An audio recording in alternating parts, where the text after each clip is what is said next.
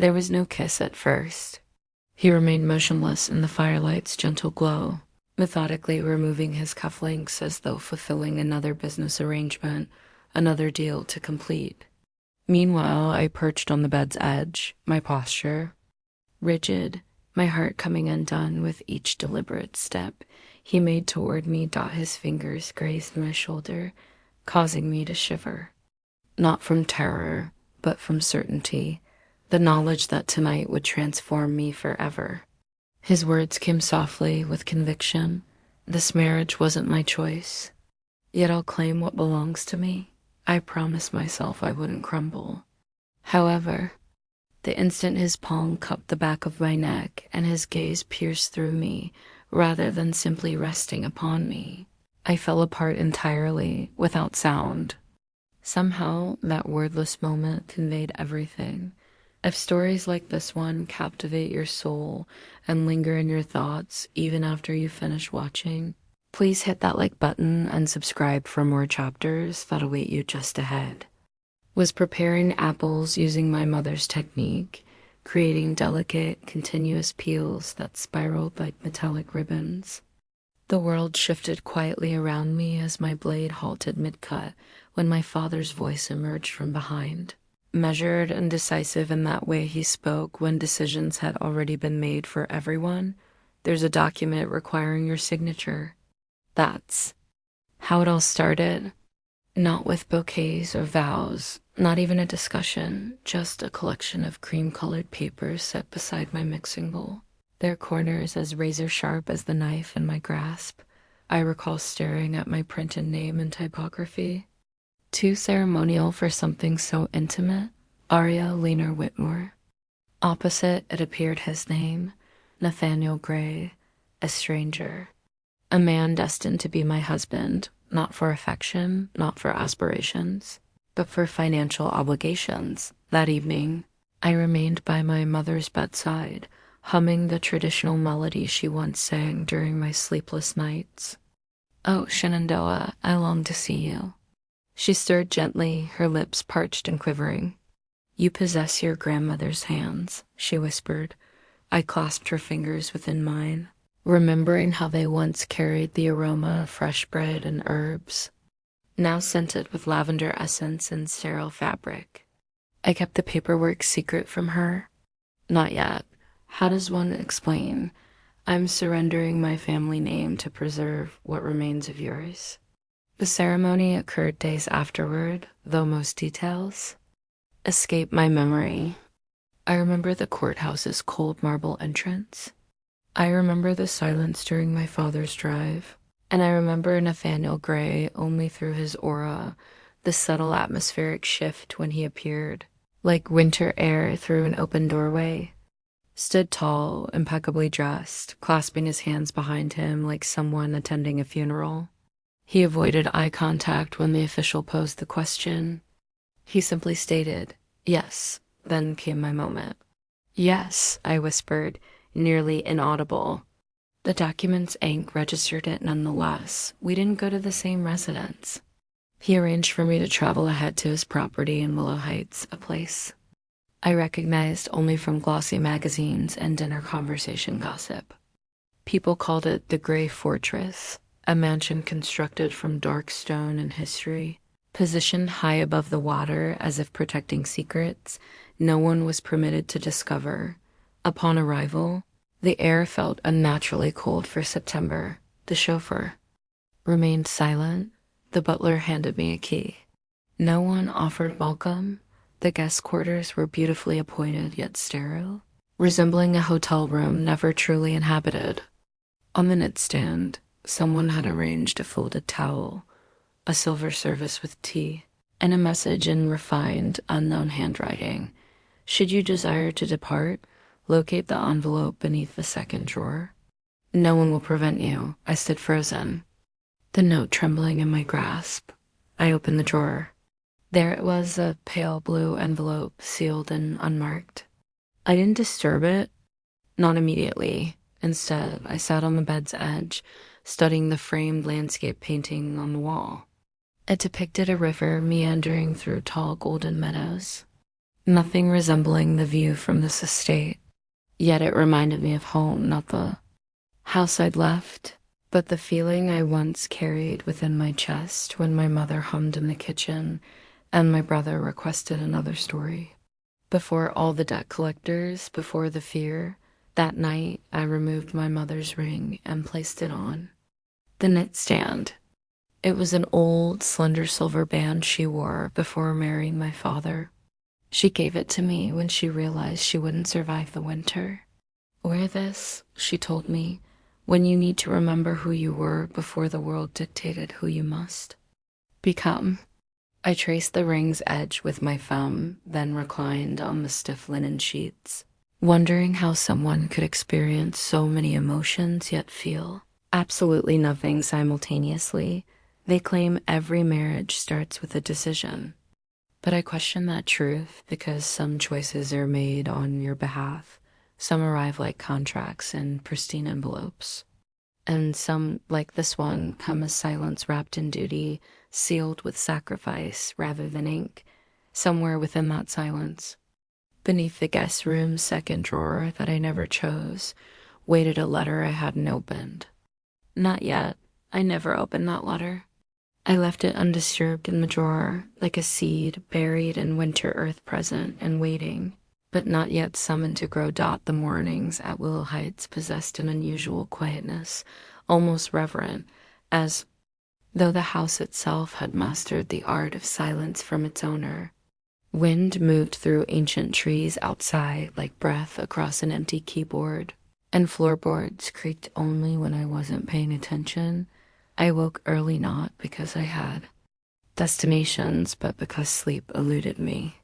There existed a particular type of loneliness that didn't scream or weep.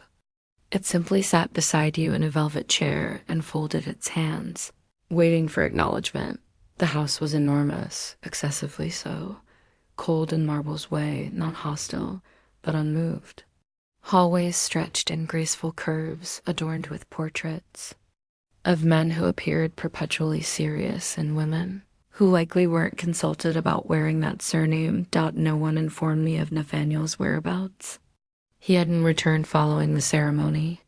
The staff, what few there were, treated me like a temporary guest, courteous, distant, never inquisitive. One elderly housekeeper, Mrs. Eaton, offered to show me the solarium. I nodded but didn't follow. I wasn't prepared to wander through someone else's existence, pretending it was mine. Instead, I remained near my room's window, watching wind comb through Willow Hill's trees like a mother smoothing a child's hair. During late afternoon, I discovered the library. It was the first room that felt lived in rather than displayed. Books weren't positioned for show. They leaned against each other like old companions. A mug had left a ring on one side table. Worn blankets lay about, not for decoration, but for comfort. In some quiet way. It was a room that remembered being inhabited. I found a volume on Vermont flora, its pages marked in pencil. Pressed between two pages was a leaf, perfectly preserved, golden brown, a sugar maple. Beside it, scribbled in neat handwriting, were unexpected words, for when you cannot go outside but still need to remember. I touched the page gently, not because it was delicate, but because I was. That evening, I brought tea to the room and sat by the fire. The logs were already arranged. Someone had lit them while I was upstairs. I hadn't heard them. The tea was Earl Grey, my mother's favorite.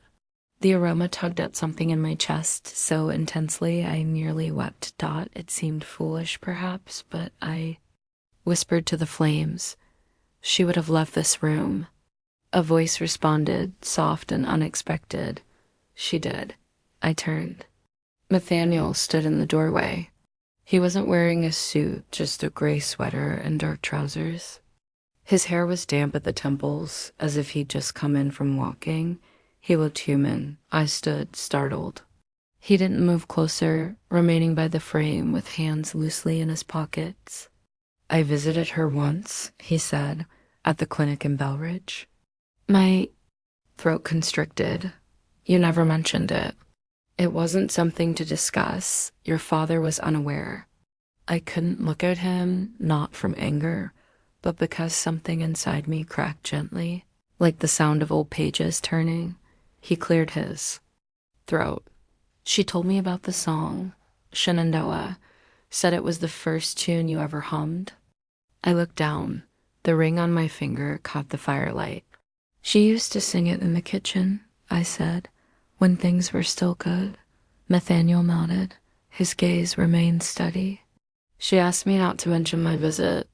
She said it might complicate things for you, knowing that the man she spoke kindly of would be the one who would request your hand without ever asking for your heart. The silence between us grew warmer, not colder. I didn't know how to respond, so I remained quiet. Still, Nathaniel didn't leave. He walked slowly into the room, past me, and settled in the far chair not across from me, but close enough that I felt the warmth of his presence in the quiet. You can have this room, he said, if you want it. I nodded slightly. Before he stood to go, he looked toward the fire and added, the house is yours. You don't have to stay.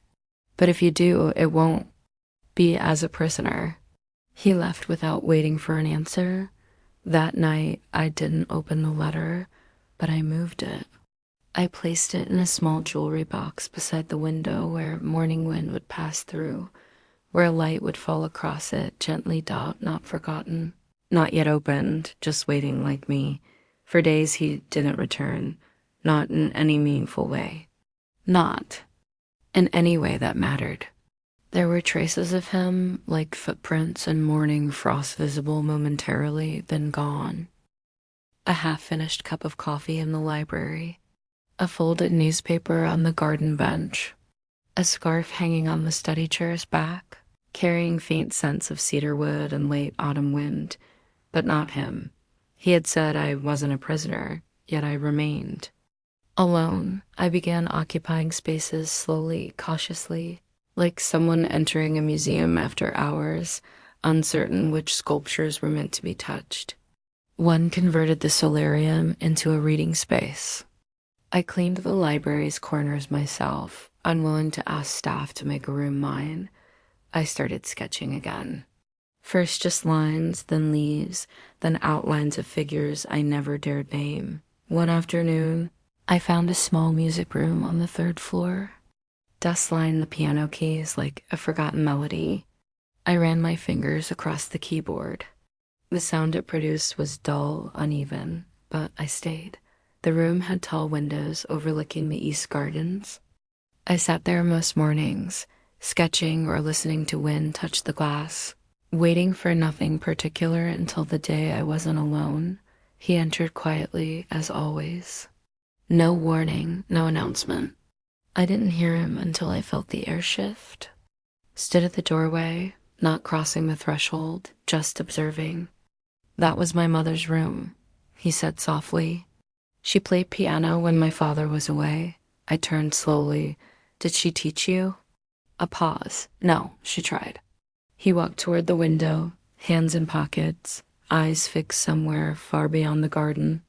I wasn't good at things that required softness. I didn't respond. I wasn't certain softness was something you could fail at. It wasn't a skill, it was a choice. He sat down across from me, not too close. The distance was intentional, but his presence filled the room all the same. I reached for my sketchbook, uncertain what to do with the silence. Do you draw people? He asked. I hesitated, and showed him a page. It wasn't a face, just hands. One resting in another, fingers curved inward, almost touching. He studied it for a long time, longer than I expected. Why aren't they holding each other? He asked. Because they didn't know if they were allowed, I said. He looked up, met my eyes for the first time in days. Are you waiting for permission? I didn't answer because I didn't know Dot later that week. There was a dinner, formal, quiet, awkward. I wore a dress I found in the wardrobe, soft navy with a high collar. My mother would have called it dignified, Nathaniel was already seated when I entered. He stood briefly, more from habit than intent. The table was too long, the chairs too far apart. "Thank you for coming," he said. "I live here," I replied gently. He offered a thin smile, but it didn't reach his eyes. The meal passed slowly: roast lamb, steamed greens, a wine I didn't recognize but pretended to enjoy. We spoke little, mostly questions about the house, the weather, whether I liked the room I'd chosen for my studio. I asked if he ever sketched. He said no. He didn't elaborate. When dessert came, poached pears with clove and honey, I reached for the dish, but the serving spoon slipped and caught my wrist. Hot syrup spilled across my skin. I hissed softly, pulling back. He was beside me instantly. No words, just action. He took my hand gently, examined the burn, then guided me to the side kitchen sink, ran cool water over my wrist, found a clean cloth, wrapped it. His touch was careful, not cold, not rushed out. When it was done, he hesitated. His hand hovered near mine, still bandaged. For a moment, I thought he would hold it. I thought finally he would cross that last inch between us, but he didn't. He let go, stepped back, nodded once. "You'll be all right," he said, then turned and walked away. That night, I sat in the music room again, the cold from the window pressing lightly against my cheek. I looked down at my bandaged wrist and imagined, not painfully, what it might have felt like if he'd held on a moment longer. But there are some things you can't ask for. Not until both hands are open, and his weren't. Not yet. The storm arrived. In the middle of the night. Not just outside, but inside me. And it didn't begin with thunder. It began with a photograph. I had gone searching for thread. Mrs. Eaton had mentioned there was a small sewing cabinet tucked into the closet off the west hallway, a narrow space I hadn't dared explore yet. But the days had grown quiet again, and I needed something to occupy my hands. I found the cabinet, just as she said, and beneath the drawers of neatly coiled thread, I discovered a box, simple, wooden, unlabeled.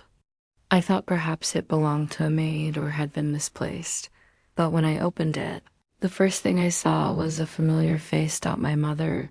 She was laughing, her hair windblown, seated on a garden bench, with a younger boy beside her. He couldn't have been more than 15. Serious eyes, dark hair, already learning how to carry weight that wasn't his. I knew those eyes. Nathaniel. The photo's back was dated, scrolled in ink. Marianne and Nat, summer. Ezra, my mother's name, his childhood nickname. I sat down, heart pounding. There were more photos, a few letters, nothing romantic, no confessions, no longing. Only details of piano lessons, notes on school assignments. He had been her student, that's all, but no one had ever told me.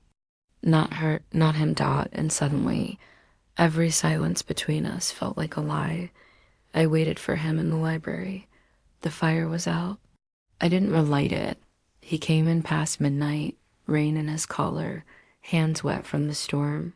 He looked at me, surprised, but said nothing. Then he saw the photo on the table. His expression changed, not guilt, not fear, just knowing. "You knew her," I said, "long before this." He nodded slowly. "She was the first person who saw I wasn't my father?" The words hung between us like smoke. "Why didn't you tell me?" I asked, because she asked me not to. I shook my head. "Why?" He stepped forward, but not too close. "She thought if you knew, it would feel like you never had a choice." "But I didn't," I said, voice rising. "I never had a choice, Nathaniel, about anything." He didn't flinch. Neither did I. That stopped me. The fire might have been cold, but his eyes burned. "You think I asked for this?" He said, "For a marriage arranged behind closed doors, for a life where every move is measured against a legacy I didn't ask to inherit." "Then why go through with it?" I demanded. "Because your family was drowning, and I knew what it was like to sink without anyone reaching out." Silence. I felt my hands tremble and hated that he could see it. He stepped closer. Your mother saved me in the smallest way. She taught me how to listen, how to think beyond what I was told. So you married her daughter? My voice cracked. What does that make me? A debt repaid? A duty? He closed his eyes. I didn't marry you because of her. I married you despite myself. That's not better, I said. No, but it's honest. He turned, paced once, then stopped by the bookshelf. She told me not to interfere with your future, not to trap you. So I tried to stay away, to give you the space she asked for. I never meant for that to feel like rejection. My breath came shallow. You don't know what it feels like, I whispered, to want to be chosen, not out of mercy, not out of history, just chosen. He turned back to me, his face unreadable. Then quietly, I'm learning. I didn't sleep that night. The storm howled until dawn, shaking the windows like old anger coming. Home to roost. I sat in the solarium with a blanket wrapped around my shoulders, watching the trees bow to the wind.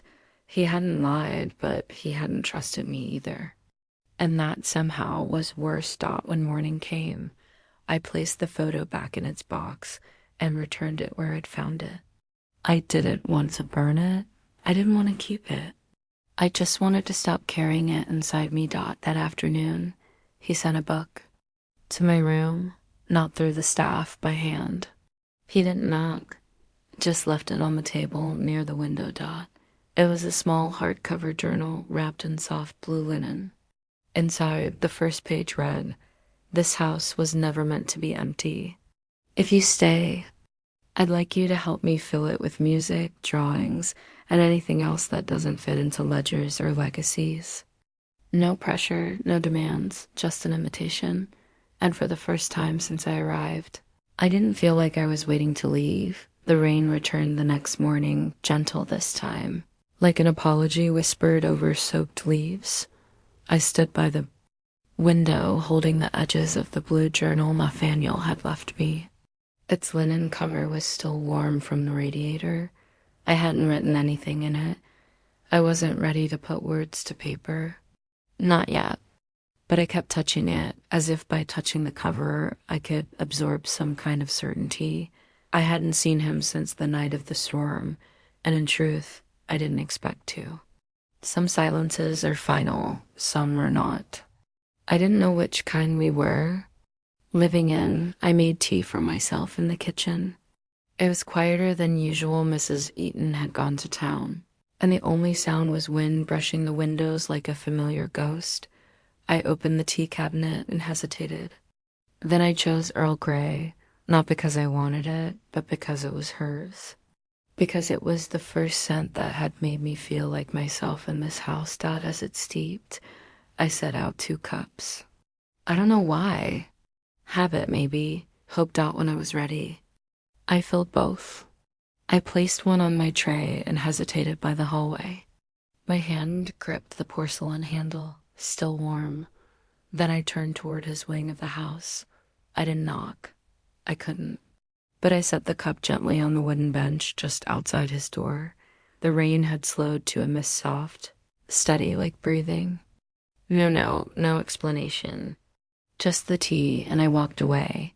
That afternoon, I found the cup missing, and in its place on the bench was a folded blanket I'd left in the library 2 weeks before washed, folded and tied with a gray silk ribbon. He didn't say anything, but I knew it was him. And somehow it said everything. The days after that fell into a rhythm. Not easy, not simple, but familiar. He came to breakfast sometimes, sat across from me in that long dining room, and asked questions about the garden, the books I was reading, the sketches I hadn't shown him yet. I asked about the house, about his mother, never about the past. We didn't talk about the photograph. We didn't talk about the night I raised my voice. We didn't talk about what almost broke, but I saw something change. He stopped pretending to be disinterested. He lingered longer in rooms. He looked directly at me when I spoke. He listened. One afternoon, I passed by the old piano room and heard a single note. Just one hollow, uncertain, then another. I paused in the doorway. He was there, seated, his back to me. His fingers hovered above the keys, like they didn't trust him. He pressed one more AC, slightly sharp, then paused again. He knew I was there. I was sure of it. But he didn't turn, and I didn't interrupt. Instead, I left. And that night, I heard it again. This time, the first bars of Shenandoah, slow, fragmented, but unmistakable. He was learning. Not just the music. About 2 days later, I opened the blue journal for the first time. On the first page, I wrote, "We are learning each other in silence." I closed the book, placed it on the windowsill, and left the page open in case he ever wandered past. Later that week, I brought tea again. This time, he was already in the hallway. I froze mid-step, tray in hand. He looked at the tea, then at me. Said nothing for a long time. Then, "Is this yours or hers?" I knew what he meant. The tea, the gesture, the quiet offering. "Mine," I said. "Now." He nodded, took the cup, held it gently like it was something fragile, not the porcelain, the meaning. "I'm still not good at softness," he said. "That's not true," I said. "You're just out of practice." He didn't smile, but his shoulders dropped just slightly. "Thank you for the tea." "You're welcome." It was small, simple, but my chest ached with something I couldn't name. That night, I sat at the edge of my bed, listening to the wind again, not waiting for anything, not hoping, just feeling. And somewhere in the house, I knew he was doing the same. Not speaking, just beginning. There was a corner of the house I hadn't dared enter until that day. It was quiet, tucked behind the main stairwell, past a pair of frosted glass doors etched with climbing roses. Mrs. Eaton called it the drawing room, though no one had drawn in it for years. But that morning, something pulled me there. Maybe it was the way sunlight hit the hallway angled, soft, like a memory walking barefoot through the house. Or maybe it was simply time. I pushed open the doors. Dust motes swirled in golden ribbons. The room smelled of lemon oil and old wool. A fireplace sat untouched, the logs white with age dot, and there by the window was an easel, covered in cloth, waiting. I peeled it back slowly. The canvas was blank, yet somehow it felt full. That afternoon, I brought my sketchbook and pencils. I didn't draw him, not yet. I drew hands again, familiar, an unfinished one open, the other hesitant. And below them, I sketched a line of music. Just the first bar of Shenandoah, looping under the wrist like a thread. I left the drawing propped on the easel. Not hidden, not offered, just present. That evening, the rain had stopped, but the house held on to the hush it left behind. I returned to the drawing room just before dusk, not expecting anything, but he was there. Nathaniel. He stood by the window, back to me, one hand resting lightly on the edge of the piano bench beside him. The grand piano, untouched for years, had its lid raised, keys polished. Ready dot, he turned slowly, as if unsure whether he had the right to be in the same memory I was chasing. "I didn't know this room mattered to you," he said. "I didn't either," I replied. He nodded toward the easel. "I saw the sketch. I didn't mean to leave it." "I'm glad you did." A pause stretched between us. Not awkward, just full. He gestured to the piano. "Would you sit?" I hesitated, then crossed the room and lowered myself onto the bench beside him. He didn't touch the keys at first. "I only learned the melody," he said. "I'm not sure it's right." "Doesn't have to be," I whispered. "It just has to be yours." He began to play slow, halting, but unmistakable. Shenandoah. I closed my eyes. Not because I needed to, but because that's how I used to listen when my mother sang it. Back in the kitchen, while flour floated in the air like snow, and she swayed. With the rhythm only she could hear dot, the notes weren't perfect, but they carried her. and somehow they carried me back to a version of myself I thought I'd buried. When the last note faded, he didn't speak. Neither did I. We sat in the quiet that followed, the way people sit after a prayer they didn't know they were saying. He was the first to move. Gently, he closed the lid. The sound was soft, like a breath being tucked under a blanket. She said the song was your lullaby, he murmured. I nodded.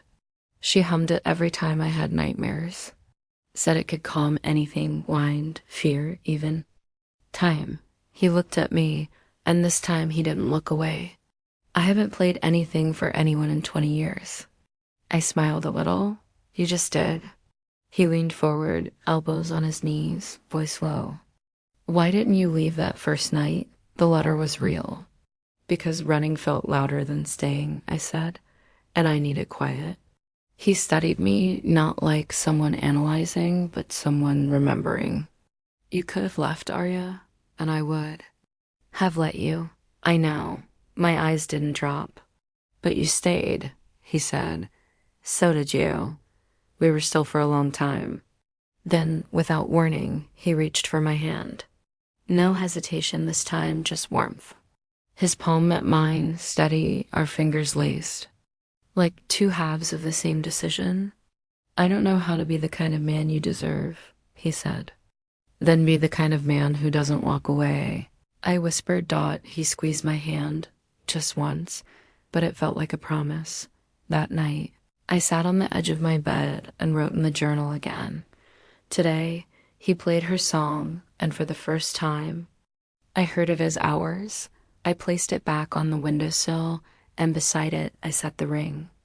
Not as something to return, but as something I was choosing freely this time, because I no longer needed to hold on to the past to protect myself from the present. Had never seen the garden bloom until that morning. Mrs. Eaton said the first. Frost had delayed everything, that even nature had held its breath this year. But overnight, as if the house itself had exhaled, the roses on the southern wall opened like they had remembered what they were made for. I watched from the solarium, sketchbook in my lap, fingers quiet. I didn't draw, I just looked. Something inside me had shifted. Not suddenly, not violently, but steadily, like snow melting one drop at a time until a river forms. I no longer felt like a guest here, or a name borrowed, or a debt. He found me there. By the garden glass, Nathaniel. He didn't knock. He never did. He stood in the doorway for a while, hands in his coat pockets, as if unsure whether to interrupt. But when I looked up, I smiled, and that finally seemed like enough. May I sit? Always, I said.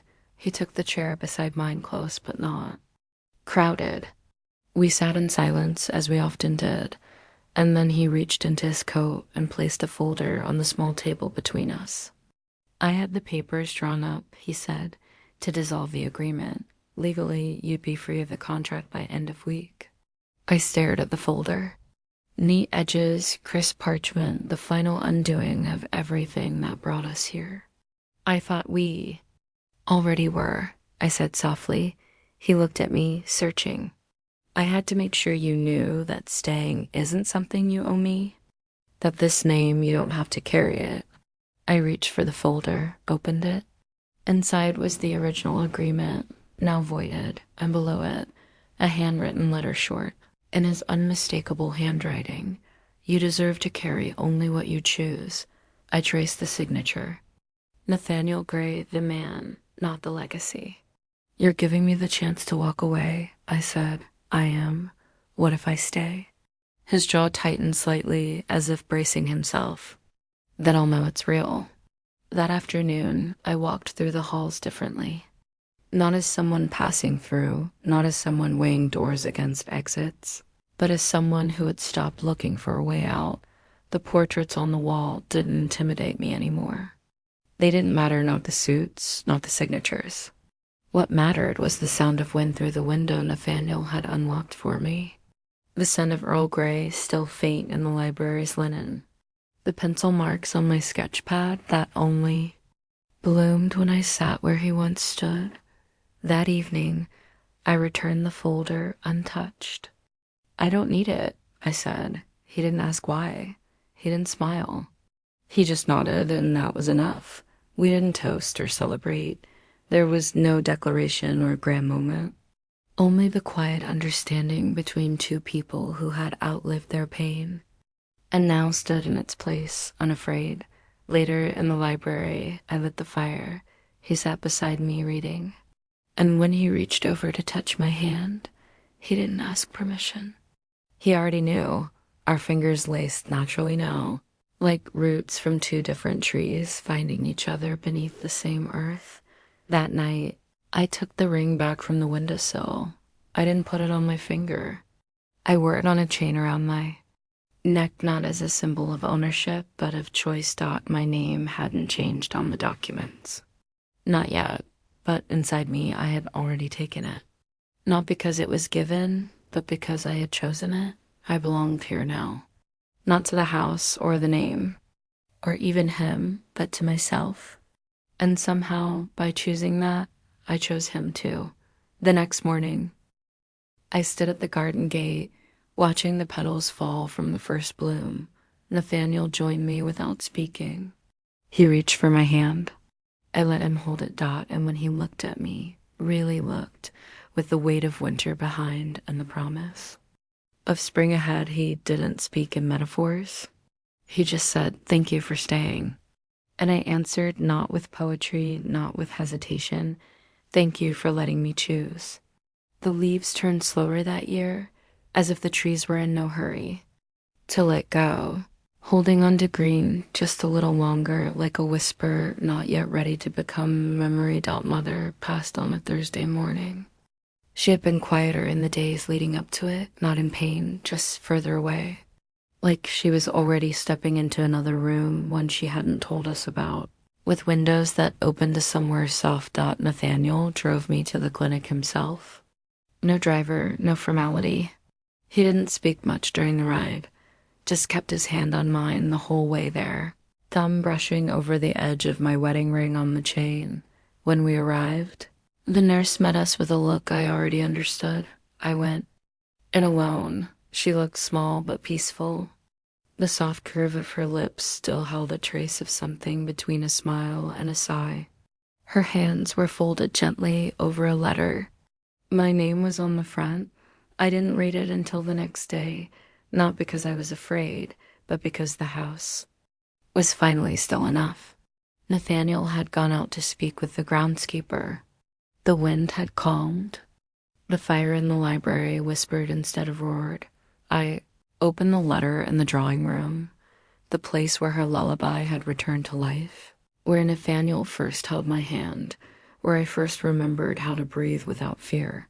Her handwriting was softer now, more fragile, but still her. Asterisk, my dearest Aria.